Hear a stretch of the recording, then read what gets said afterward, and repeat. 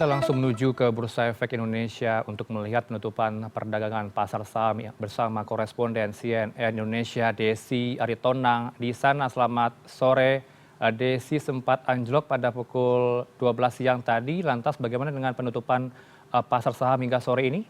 IHSG seperti apa?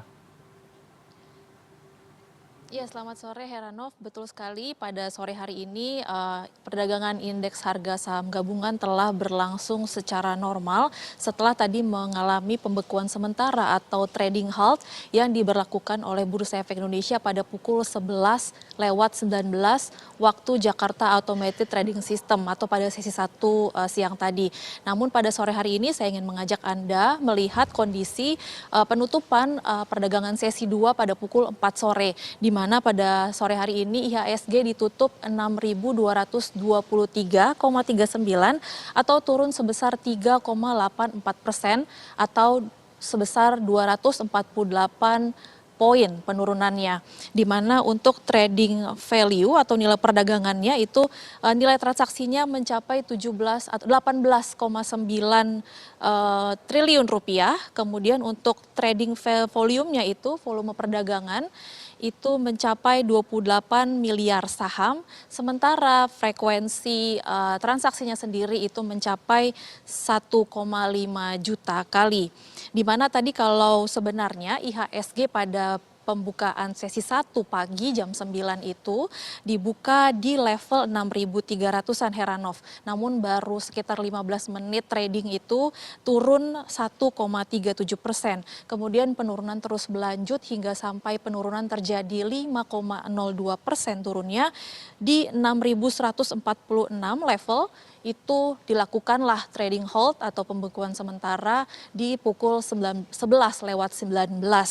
di mana setelah dilakukan pembekuan yang dilakukan selama 30 menit ke depan itu sebenarnya penurunannya itu sampai 6% Heranov, sehingga setelah 30 menit berlangsung pada 13.30 siang tadi pembukaan sesi kedua itu IHSG langsung dibuka dan telah mengalami kenaikan, namun kenaikannya tidak cukup signifikan. Karena kalau tadi penurunannya 6% saat trading halt diberlakukan, kini ditutupnya itu 3,84%. Dan sepanjang saya mengamati papan bursa yang Anda lihat sekarang ini itu IHSG terus berada di zona merah.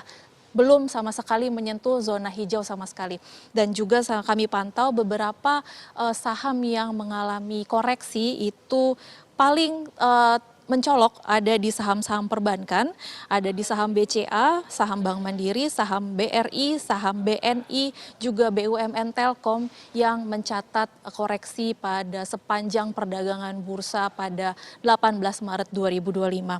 Tadi sempat ada kunjungan Heranov di mana DPR bersama Komisi 11, pimpinan Komisi 11 itu datang dan ingin melihat langsung bagaimana Bursa Efek melakukan otomatis pembekuan sementara tersebut pada perdagangan sesi 1 tadi, di mana Sufmi Dasko Ahmad, pimpinan DPR itu menyebutkan mensupport atau kehadiran mereka itu untuk mensupport mendukung kebijakan OJK dan Bursa Efek Indonesia selaku otoritas perdagangan bursa terhadap kebijakan yang terjadi terhadap penurunan IHSG pada hari ini, di mana DPR akan mendukung pemerintah untuk mengambil langkah-langkah yang dianggap perlu untuk bisa mengembalikan kestabilan pasar. Ada beberapa pertanyaan juga dari teman-teman media yang menyebutkan apakah ini terkait dengan isunya adanya mundurnya Menteri Keuangan Sri Mulyani, namun Sufmi Dasko Ahmad menepis anggapan tersebut atau kabar tersebut bahwa Sri Mulyani tetap akan menduduki posisi Menteri Keuangan.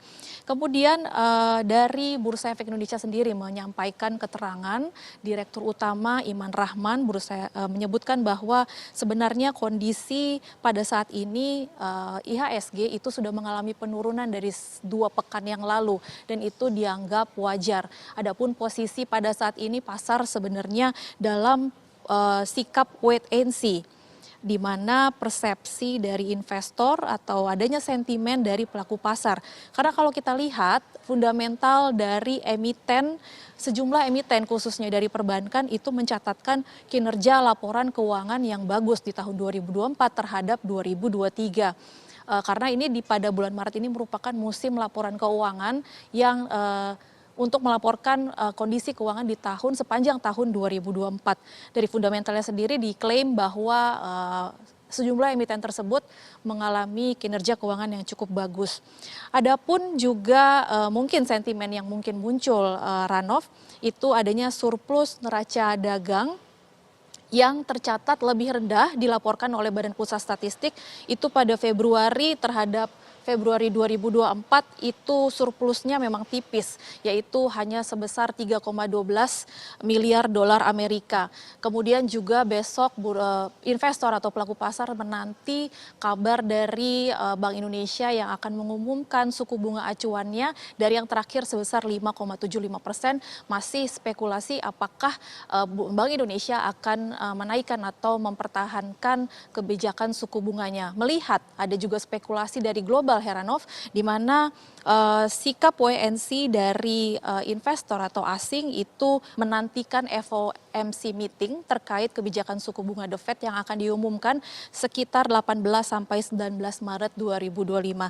Sehingga banyak sentimen yang memang bermunculan meskipun bisa disebut bahwa ini merupakan anomali, bahwa sikap wait and see ini sebenarnya sudah beberapa sepekan yang lalu muncul, namun pada hari ini terjadi penurunan dalam 5,02% tersebut menjadi sebuah anomali. Ada informasi apa yang dinantikan atau yang diketahui oleh pasar sehingga membuat mereka, ataupun kalau kita lihat dari capital outflow itu keluar dari Indonesia sebesar 26 triliun rupiah besarnya. Sehingga masih kita lihat bagaimana perdagangan di esok hari, apakah masih terus mencatatkan penurunan, dan juga dari kabar dari global yang masih terus mewarnai sikap dari investor ataupun pelaku pasar dari kebijakan tarif yang masih tidak menentu dari Presiden Amerika Serikat Donald Trump. Kita masih menantikan beberapa informasi yang mungkin bisa menjadi faktor dari sikap dari investor dalam menentukan kebijakan investasinya. Yang pasti trading halt ini diberlakukan oleh Bursa Efek Indonesia dalam kondisi darurat untuk memberikan waktu sejenak bagi pasar untuk menentukan sikap mereka dalam kebijakan investasinya di masa depan. Heranov. Baik, kondisi pasar masih wait and see, kita tunggu besok hari. Terima kasih. Koresponden kami ada Desi Aritonang dari kawasan Jakarta.